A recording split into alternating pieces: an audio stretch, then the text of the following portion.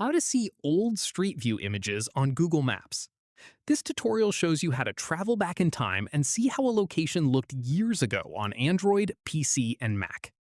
First, open the Google Maps app on your Android device. From there, search for any location you want to explore and tap on it. After that, tap on the Street View thumbnail at the bottom of the screen to enter Street View mode. At this point, once you're inside Street View, tap the info card or the location name at the top of the screen. From there, you'll see a clock icon or a See More Dates option. Tap on it to open the historical imagery timeline. Following this, a timeline will appear showing all the available Street View captures for that location going back several years.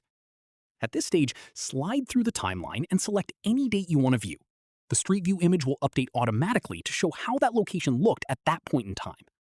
From here, you can drag around and explore the surroundings just like you would in regular Street View. Finally, to go back to the current view, simply slide the timeline back to the most recent date available. Keep in mind that not every location has historical Street View data available. It depends on whether Google has captured that area multiple times over the years. That's how you view old Street View imagery on Google Maps. If this helped, hit like, subscribe for more Android tutorials, and tap the bell so you never miss an upload. See you then!